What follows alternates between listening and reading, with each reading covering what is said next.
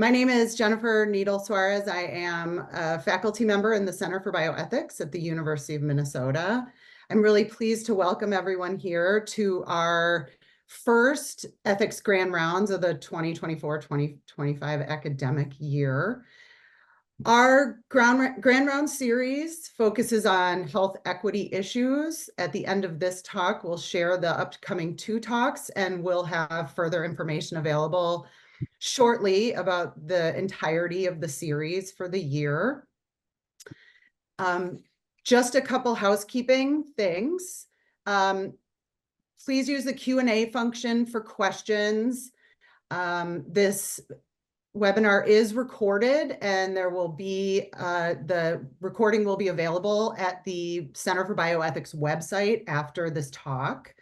We've enabled captioning. There's directions how to do that here. There will be 3 opportunities to evaluate this webinar. One, it will pop up in your web browser after the meeting. Our staff will also share with you a presentation details document that has everything we discuss in this.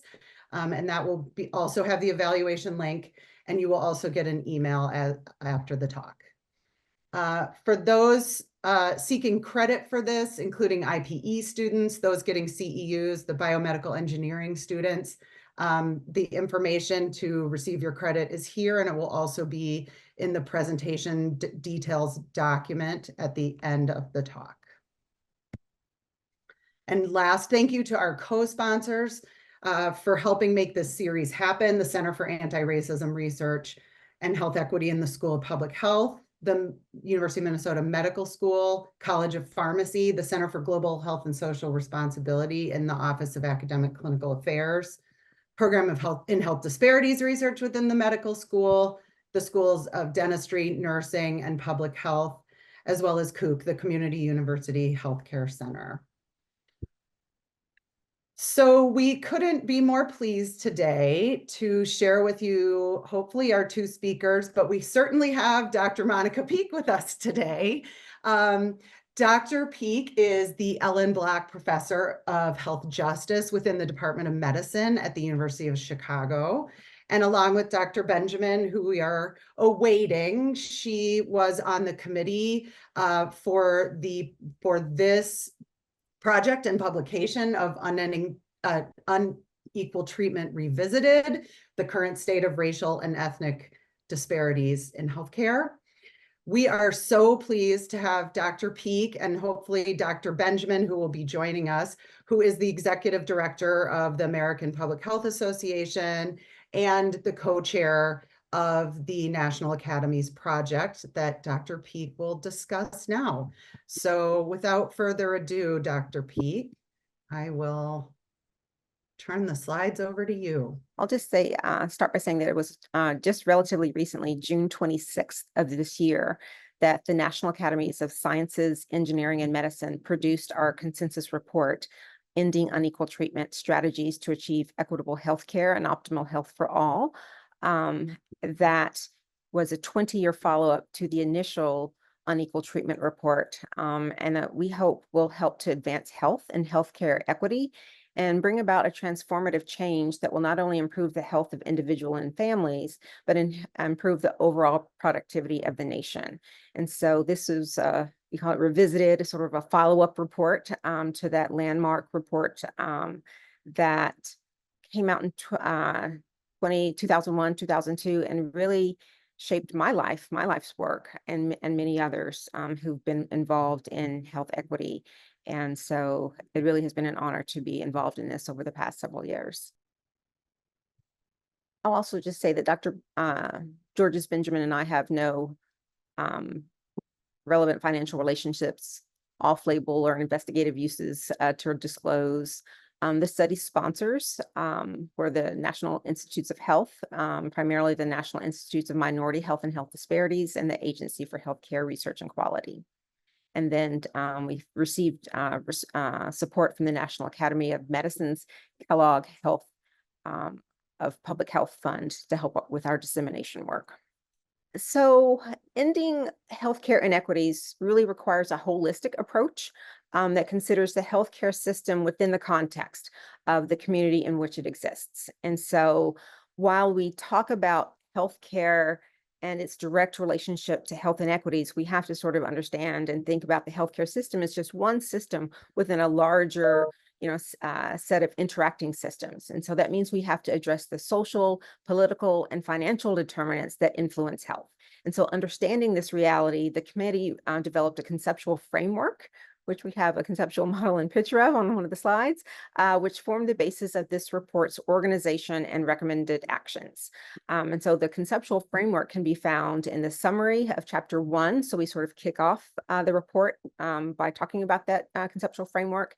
And it includes 5 key societal forces that impact health and healthcare, and 4 intersecting mechanisms within the healthcare system that can reinforce or mitigate health disparities. And there's so many things. A quick Yay, we have slides. Yay! Okay, all right. Okay, so this was maybe we can say next slide. This next slide. All right, if you can hit start, this should be a little quick video. Okay. All right. So what we concluded is that obviously this is not a zero-sum game, and that we're all in this together. So one of our first conclusions was that the United States has made little progress in advancing healthcare equity, which was a sobering and unfortunate result, because so many people, myself included, have been working to improve health equity, to address healthcare inequity for most of our careers. We found that racial and ethnic inequities remain a fundamental flaw of our healthcare system, which by its very design delivers different outcomes for different populations. And the movement has been slow, uneven, and inconsistent. The poor performance of this system affects everyone, all patients, but it disproportionately impacts the most socially vulnerable, the racially and ethnically minoritized patient populations. And so what we did find is that eliminating healthcare inequities is achievable and feasible. It's something that we can do. And so that improving the health of our nation's individuals, most advantaged communities, is something that will ultimately improve the quality of care for everyone. Again, it's not a zero-sum game. We're all in this together, but it's something that requires the political will of everyone together. We have to make a decision that we want to have, better health, and that doing so is not something that is sort of exchanging, one person's health for another. That what we want to do is make sure that everyone has all the health and services that they need. Next slide.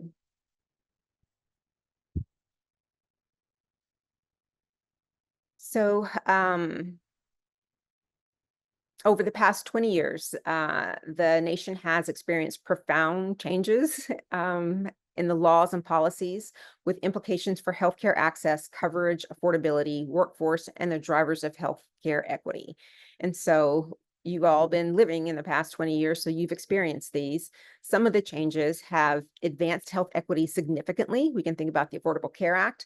Others have slowed down progress, and you can think about what many of those may have been. And so it has made progress uneven and maybe has blunted the impact of some of the positive reforms that we've seen. Next slide.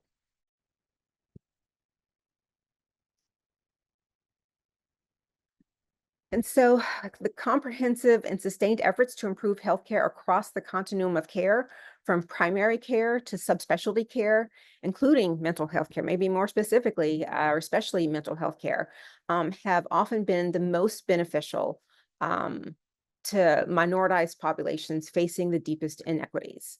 So time-limited and or incremental reforms have often fallen short of improving healthcare equity and may have triggered unintended consequences that have widened inequity gaps.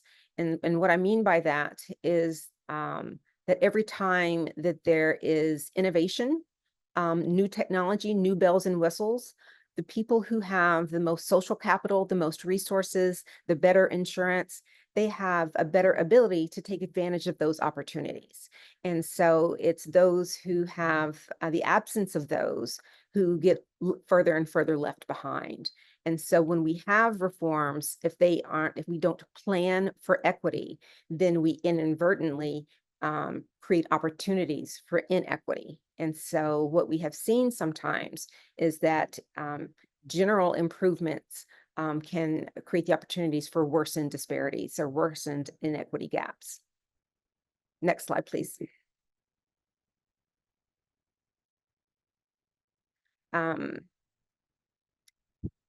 So our continual research and evaluation, one of our other conclusions is that continual research and evaluation have been needed to measure and drive improvements in health and healthcare equity. Our research findings have needed to be widely disseminated and to show successful interventions, but they need to be rapidly implemented in order to translate into practice and policy. And so accountability has been something that has been one of the major things that has withheld progress to date from our last report. And so we've specifically called that out to say that accountability has been essential, or it will be essential to advancing health and healthcare equity. It has been the inadequate enforcement of current laws and policies that promote equitable healthcare to advance health equity that has actually hindered our progress. And so enhancing systems of accountability throughout our healthcare system with a specific focus on achieving equity and optimal health are really required. So it is not enough to just think about and to envision our best possible care, but we have to have mechanisms in place that ensure that that's going to be possible. And so I would say that we have been having similar conversations in other kinds of spaces in our government to make sure that the good happens and that we're sort of barricading against worst case scenarios. And so it's not just thinking about the best, but making sure that we are ensuring the best and safeguarding against the worst. And doing so in ways that hold us accountable. Next slide.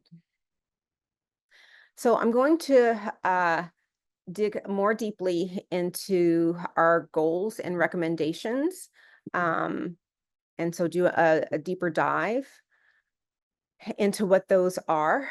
And so our reports, goals and recommendations, implementation actions are presented in a deliberate sequence of steps, recognizing that transformative change doesn't follow a linear process, but is most often iterative, bi-direction, circular, and its recommendations are our recommendations are organized around 5 stated goals. And so those are to generate accurate and timely data on inequities, to equip healthcare systems and expand effective and sustainable interventions, to invest in the research and evidence generation that can better identify and widely implement interventions to eliminate healthcare inequities, to ensure adequate resources to enforce existing laws and build systems of accountability that explicitly focus on eliminating healthcare inequities and advance health equity. And then last, to eliminate inequities in healthcare coverage, access, and quality. All right, next slide. So let's get to it. So our first goal is to generate accurate and timely data on inequities. So our U.S. healthcare system currently does not collect, use, or report data on race and ethnicity in a uniform, comprehensive, or timely manner. And without data, it's impossible to know if healthcare inequities have been eliminated, if health equity has been advanced. We just have no idea what's going on.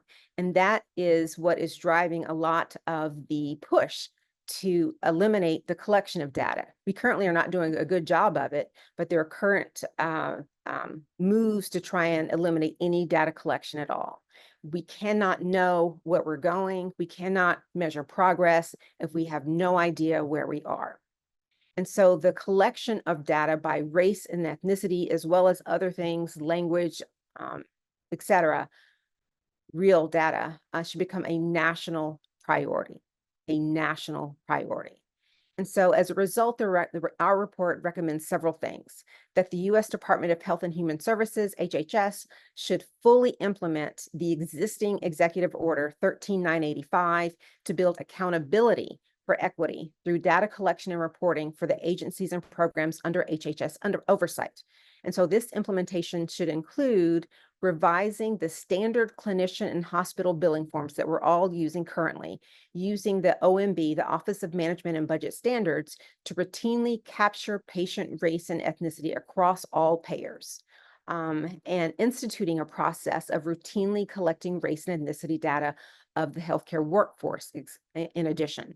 Moreover, the OMB should set an administration-wide requirement for the routine collection of race, ethnicity, tribal affiliation, and language data by all agencies that oversee federal healthcare and research programs, and should regularly monitor and report on agency compliance. So it's not just doing, but also have systems of accountability and reporting for doing these things. Next slide. So our second goal is to equip healthcare systems and expand effective and sustainable interventions. And so again, we already know what many of these interventions are. People like myself and many others probably on this call have been working on this for decades. The failure has been in our systems to be able to adopt many of the things that we already know. This is very different from the pharmaceutical industry, where you develop a new drug and there's already an infrastructure to sort of take it to market and sell those things. When you find a better way of doing things, there's not necessarily a market available to sort of take that to scale for other health systems. And so our healthcare system has failed to adopt at scale many of the known solutions and comprehensive and sustained efforts to improve healthcare across the continuum of care, from primary care all the way over to quaternary care. And so, for example, we already know that a large and well-trained cadre of healthcare workforce, such as community health workers, nurses, mental and behavioral professionals, case managers, pharmacists, and social workers, can deliver services that are important for promoting, maintaining, and restoring individual and communal health. But there are few team-based practice models that have leveraged this component of the healthcare workforce to improve service reach and quality for populations that are affected by health inequities. We discussed in Chapter 5 of the report, which is now sort of being bound as a book, a diverse health and science workforce representative of the communities that they serve, and how it's essential for healthcare equity. Also, emerging approaches that achieve healthcare equity show promise and are poised for increased investment, implementation, and expansion, so that progress is translated into long-term improvement in outcomes. Additionally, the current variation in performance measures for healthcare equity, that sort of variation has impeded efforts to hold healthcare systems, healthcare organizations, and individual clinicians accountable for their performance in promoting equitable healthcare outcomes. And so we have to sort of think about aligning and streamlining these performance measures, and then having specific measures that have health equity being an expectation of the entire healthcare delivery system, with expectations of high quality care that is included as a core value of the organization, of the entire organization at the organizational level.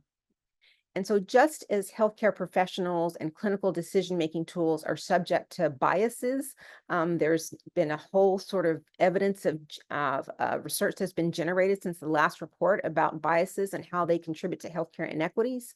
We discussed this in detail in Chapter 5. So are the algorithms that are now sort of newly coming out, and emerging technologies, artificial intelligence, that are being used in the application processes and affect the acceptance by families and individuals and communities into social programs. And so with all of that said, we recommend in our report that Congress should increase the funding for known effective healthcare delivery programs that have been shown to increase the access and quality that can also reduce healthcare inequities. We recommend that the U.S. Department of HHS, the agencies overseeing federal healthcare programs, should set clear, enforceable standards applicable to grantees that design and administers programs that will, one, ensure the provision of person-centered whole person care that prioritizes prevention and health promotion rather than just focusing on treatment of advanced disease, that fosters strong clinician-patient relationships, these shared spaces that we know are really vital for marginalized populations feeling safe, that shared decision-making and improving communication, that is sort of something that is prioritized. Third, that they ensure measures of quality and performance reflect the sociocultural populations being served rather than just the general population as a whole.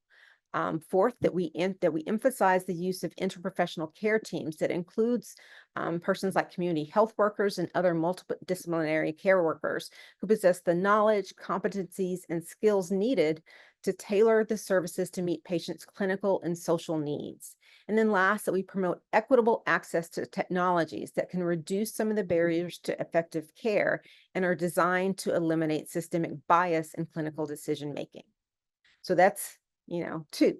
Number three, we recommend that the Centers for Medicare and Medicaid Services should expand the number of Section 1115 demonstrations. And these are demonstrations that are designed to address adverse social determinants of health by specifically combining clinical care with investments in health-related social needs, or what we call social care. So medical care, social care combined together as an element of healthcare delivery. But we need to have them specify that health equity is incorporated explicitly as a goal of program design, payment structure, and evaluation. One of the things that we've learned in this past year is that we assume that when you address social care programs or material needs insecurities, those things that are primarily a reflection of economic insecurity, that these programs are not necessarily tailored to social cultural needs, that they're not necessarily thinking about specific populations that may be underutilizing the specific program because they aren't tailored for them, or they may not be addressing the specific barriers. So if you think about, for example, racialized residential segregation, which has had one of the largest imprints on health inequities in this country. And housing insecurity is so tied to many health outcomes and inequities, many of the programs are not specifically thinking about inequities in housing and racial inequities in housing, and specifically addressing those as we think about social care. Or if we think about immigrant populations and how they may not be eligible for many of the federal programs like Supplemental Nutrition Assistance Program, and how that may be a force for addressing some food insecurity. And so we have to be able to think about integrating these social care programs into medical care with a health equity lens that thinks about the existing barriers for specific patient populations. And then last, the Department of Health and Human Services should lead an agency-wide effort to eliminate the structural inequities in the design and applications of standards, payment systems, and clinical diagnostic tools and algorithms that perpetuate health inequities, and to ensure that tools and algorithms that are used to administer health and social service programs are accurate, unbiased, or at least as little biased as possible, and reliable. So that's a whole mouthful, but that is how we're seeing our second goal. Next slide, please. So our third goal, let's see, make sure I get here.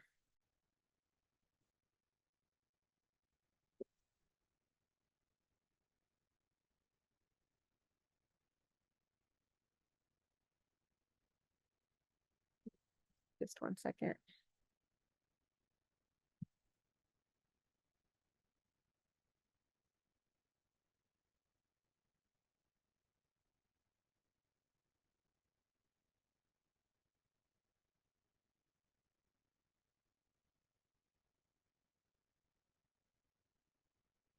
I'm having my own technical difficulty on my end. Give me 1 second.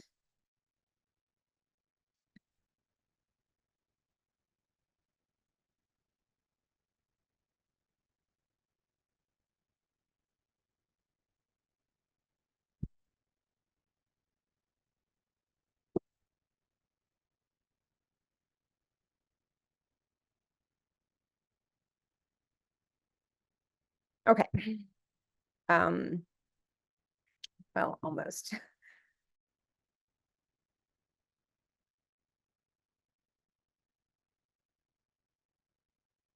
Okay, so our third goal is to invest in research and evidence generation that better identifies and can widely implement interventions that can eliminate healthcare disparities. And so in chapter 7 of our report/book, we note that there has been a shift in funding and the conduct of health equity research over the past 20 years since our initial unequal treatment report. But we also note that progress has been slow and incremental due to historically underfunding of health equity research, the exclusion of racially and ethnically minoritized groups from the research workforce, persistence of limitations in data on race and ethnicity, and an inadequate infrastructure and partnerships to rigorously conduct the necessary types and scale of health equity research and translate these findings into policy and practice. And so given the magnitude of the problem, the enormous years of life and quality of life that have been lost due to these inequities, that there's just been a paucity of research that have been devoted to studying successful treatments and implementation strategies that allow us to sort of scale up effective interventions. And this has been sort of a profound mismatch between the magnitude of the problem. We've had a lot of studies sort of documenting the problem, not enough studies documenting effective interventions. And for many of the reasons that I just noted. And so many of the interventions many of the studies that we have been observational, with fewer studies specifically testing multi-level interventions, structural interventions. How are we going to solve this problem? And part of that has been a reflection of, our country's reticence to acknowledge that disparities exist. It has taken us decades to even document and prove that racial disparities exist. And we can even see right now, how there has been a push to say that racism is not a thing, that racial disparities may not exist. And so instead of being able to push forward and say, how are we going to address these, pernicious problems, it then puts the onus back on researchers to redocument things that we already know to be true, because there are elements that are trying to gaslight people and say, no, these things, this is not a reality, that the sort of persistence of this ever-present truth decay that is happening. And so we have to be able to push forward and turn the page and do research that is working on interventions. And so we discuss in chapters 4, 5, and 6 of our report that new research approaches, including community-based participatory research, studies conducted in primary care settings, and others that show promise on advancing interventions to improve health and healthcare equity. But note that there's still few implementation studies or comparative effective studies that have occurred that really facilitate the adoption of the most effective interventions. And so continual research and evaluation are needed to measure and drive improvements in health and healthcare equity. And we really need to sort of, again, hold steady with the line that the evidence is strong about the existence of healthcare inequities. We need to push forward now with trying to find solutions that work to decrease health inequities and to find solutions that can improve health for all. And those need to be rapidly scaled up and implemented.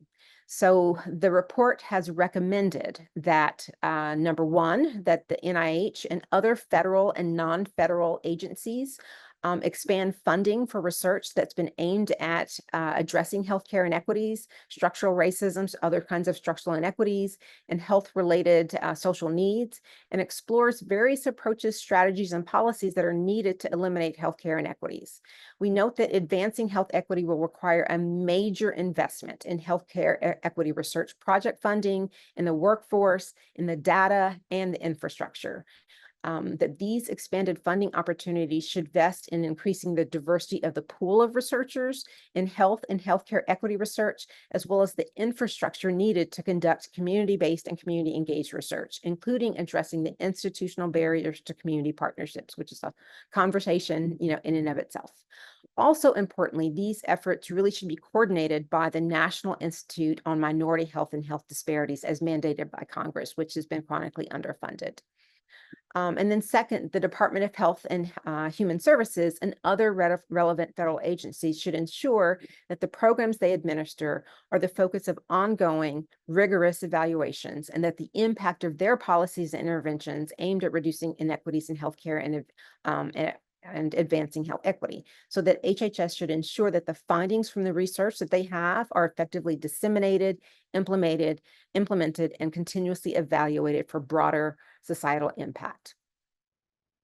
All right, and so then I'll say our next slide.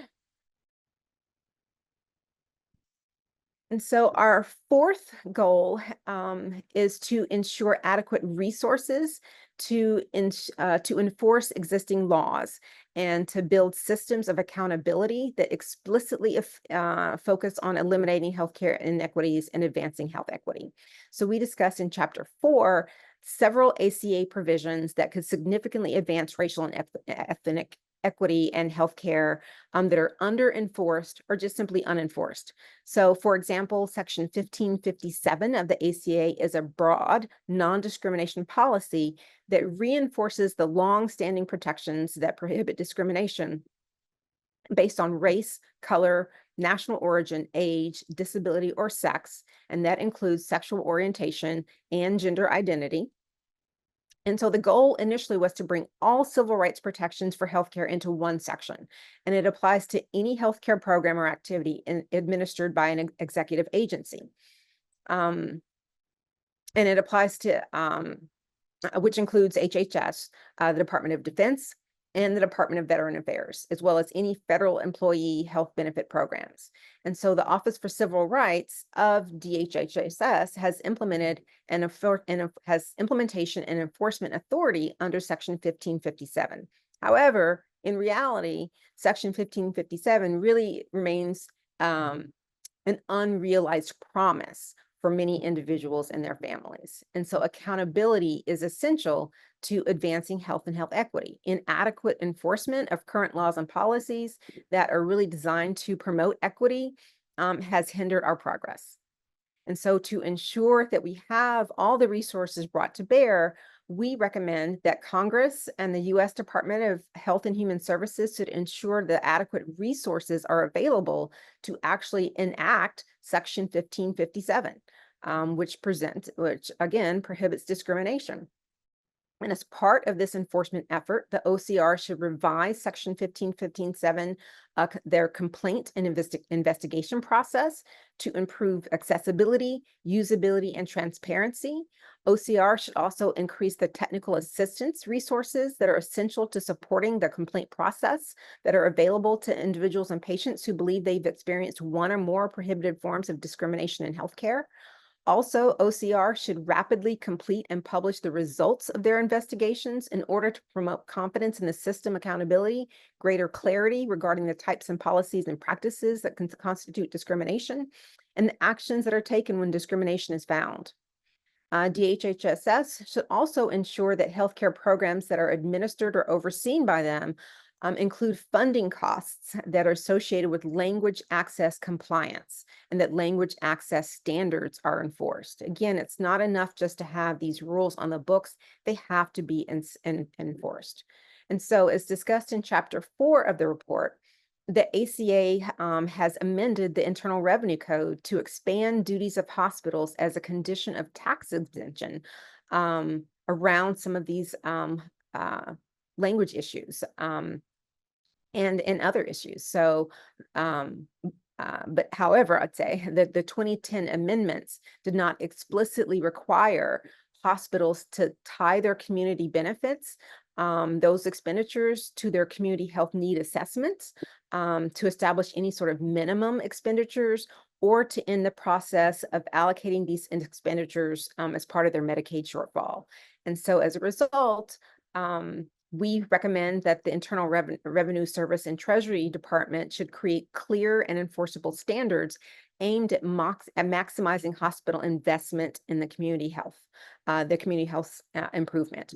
Moreover, that racially and clinically and ethnically minoritized populations that disproportionately rely on forms of health insurance that pay non-competitive rates, that leave them reliant on health arrangements and more narrower provider coverage that limited their access, that be taken into account.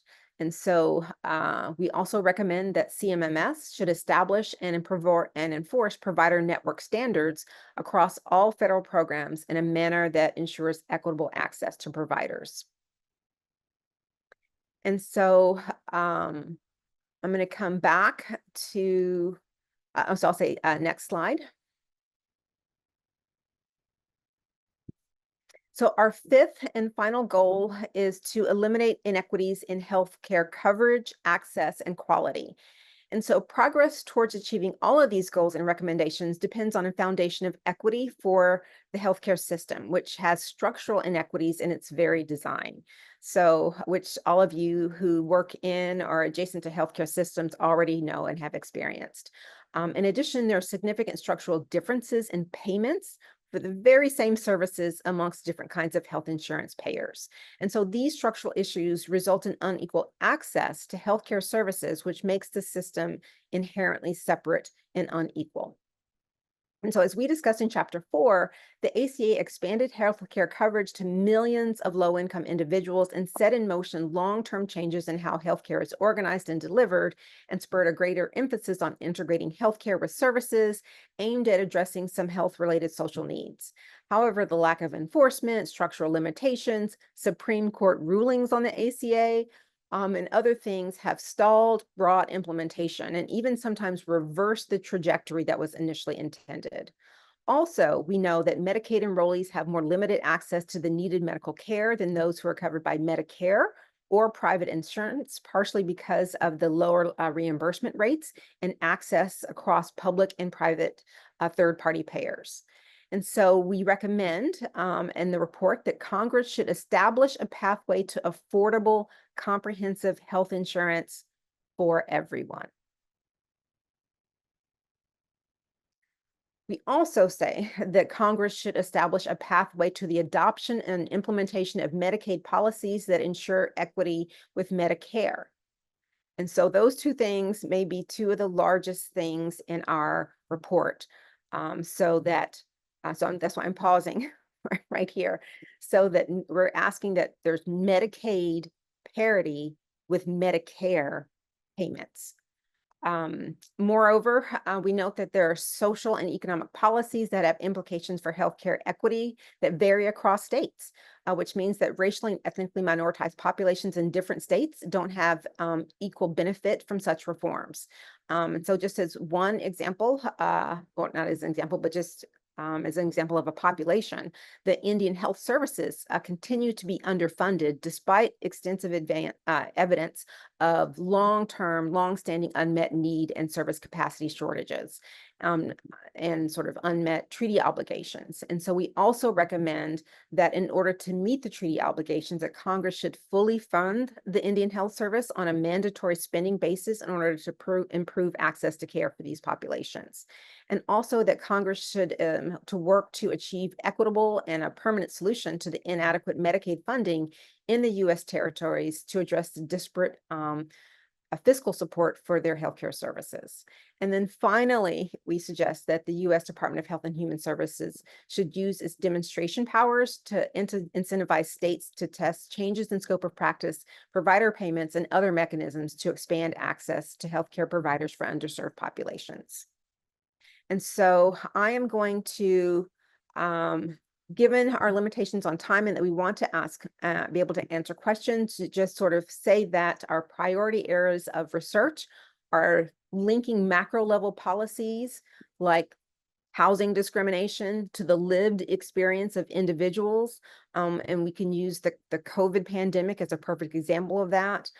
Integrating sustaining interventions that address health-related social needs so that integration of medical care and social care, developing and testing new care models designed to improve equity across the continuum. Next slide.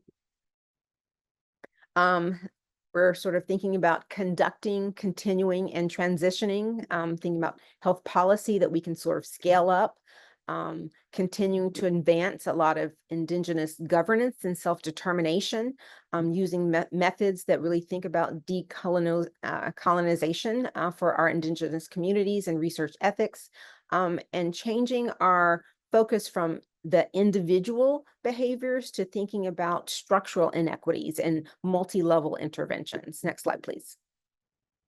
So I'm going to just skip over this slide and this one as well. And just sort of end on saying that with a concerted national effort and adequate resources, which we already have at our disposal, we know that our healthcare system can be transformed to deliver high quality, equitable care to all of us, and that many of the tools that we need to reach these goals are already available. They just need to be fully used. We already have a strong evidence base. We have many of the legal things on the books. We just need to be able to put them into practice. We don't need another 20 decades of research. What we need to be able to do is to act on, and we need the moral conviction and the political will to act on what we already know. And so with that, I will end my sore throat continuous monologue and take a few questions. And then I'll also just see if Dr. Georges Benjamin has been able to get into the room. So I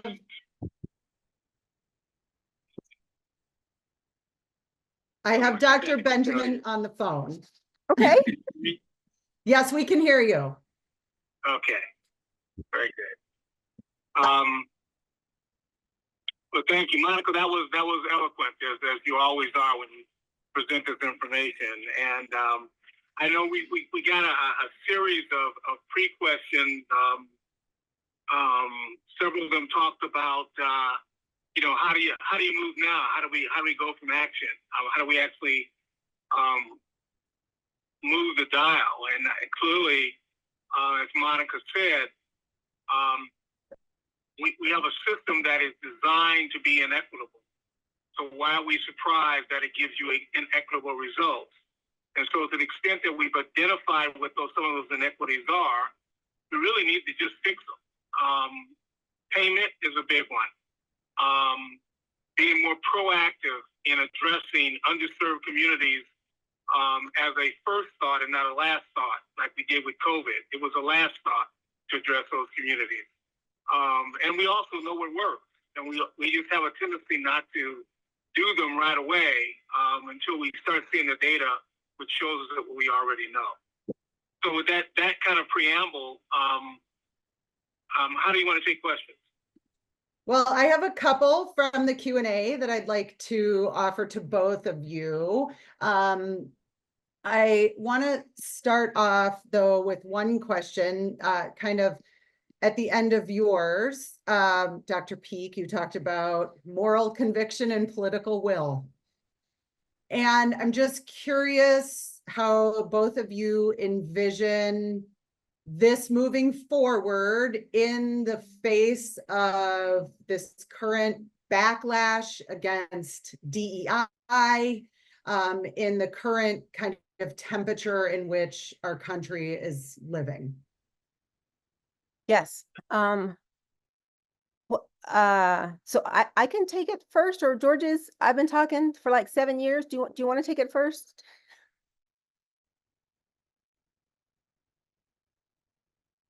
I'll just start talking because I'm not sure if it's technical too. So he's on. Sorry, he's here. Oh, okay. Go ahead, Dr. Benjamin. Oh, okay. We have to make people understand that if I get mine doesn't mean you won't get yours. That we're all in this together, and we have to make sure people understand the value of what we're trying to do, and change our conversation so that people move away from us versus them. For example, we always think that the reason we don't have Medicaid expansion in the 10 states or so that have not yet expanded Medicaid, the argument always is we don't have enough money. But that's not it. It really is a fundamental argument about the role of government and a biased view that people ought to pick themselves up on their bootstrap. And we have to make sure that people understand who's impacted by this. It gets racialized pretty easily, and it gets people get stigmatized and throughout this process. And we have to find the moral strength and the right communication tools to make sure that people understand they're voting against their own best interests. And we saw that, by the way, when many communities finally, even though they pretended that Obamacare wasn't, the program that they had really wasn't Obamacare. They really knew it was. And then when they finally tried to take it away, people pushed back against that because we were able to make that effective argument because they, in their real life experience, they benefited from having that healthcare coverage. We have to do more of that so that people understand the value of diversity and equity, that they're not losing out on something. Great.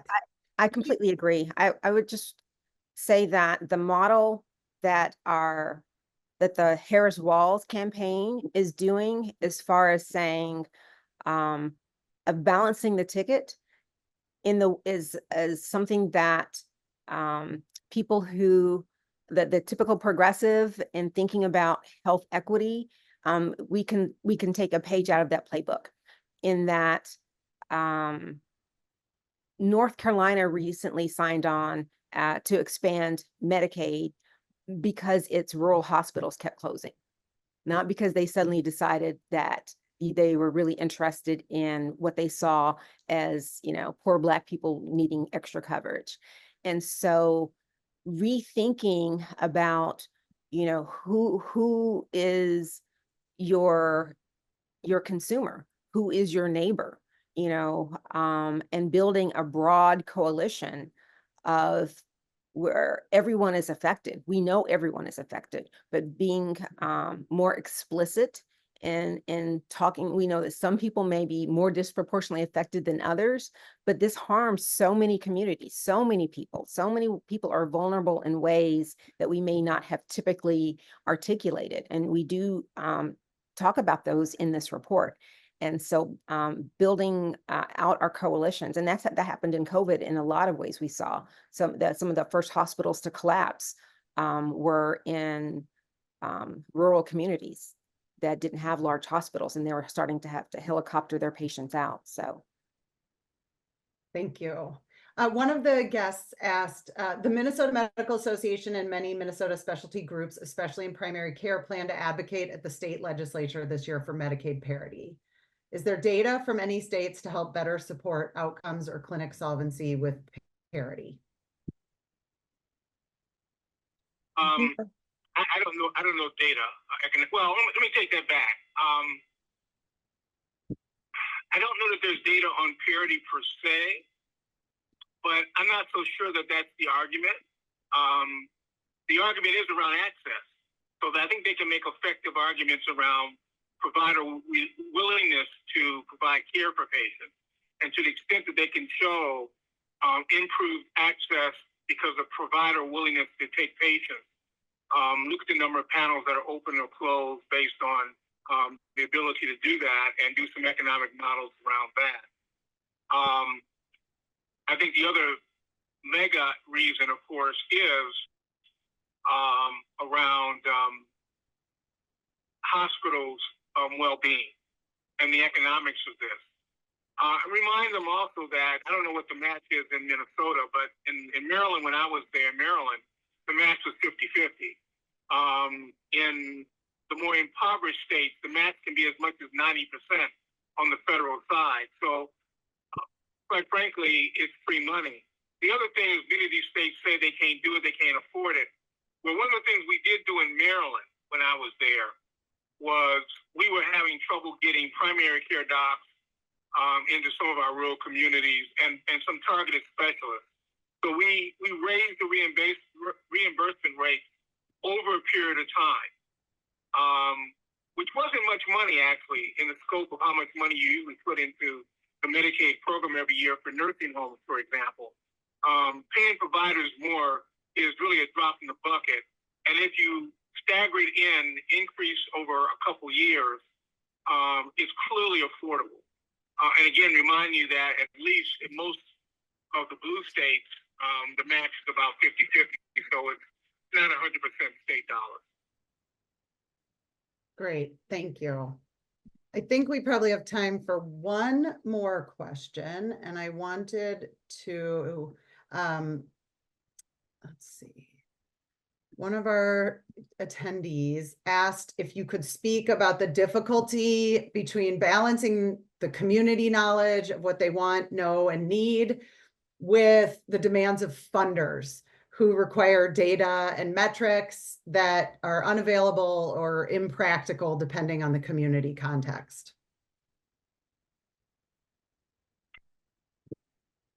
Yeah, I'm not sure that I accept the premise of that question that there should be a conflict there.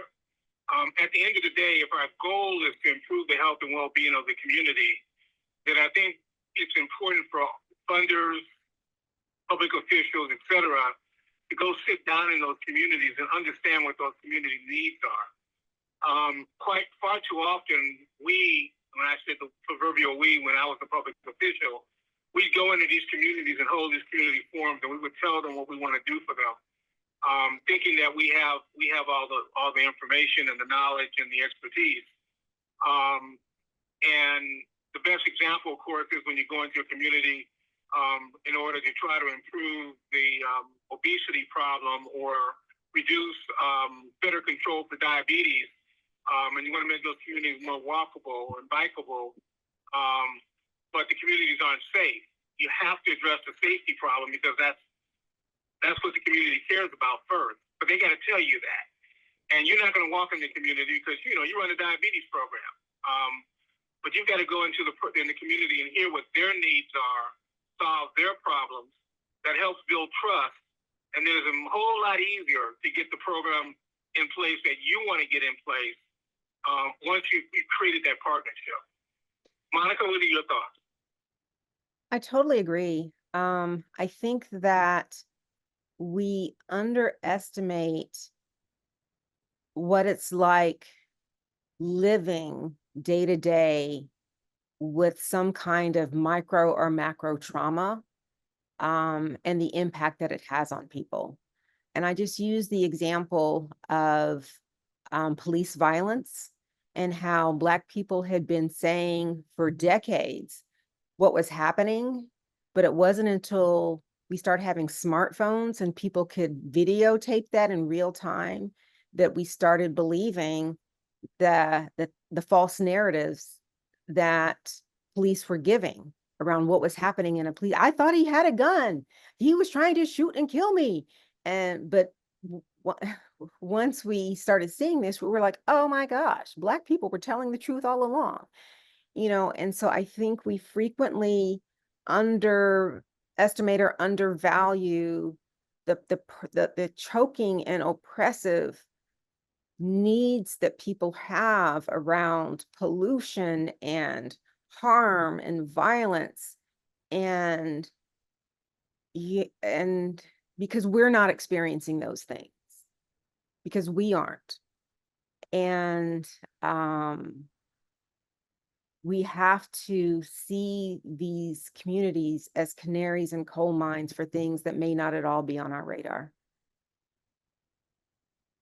Thank you. Thank you both so much. Thank you to the audience for your patience with our technical issues. Thank you very much to Dr. Peak for your flexibility with our technical issues, and Dr. Benjamin as well.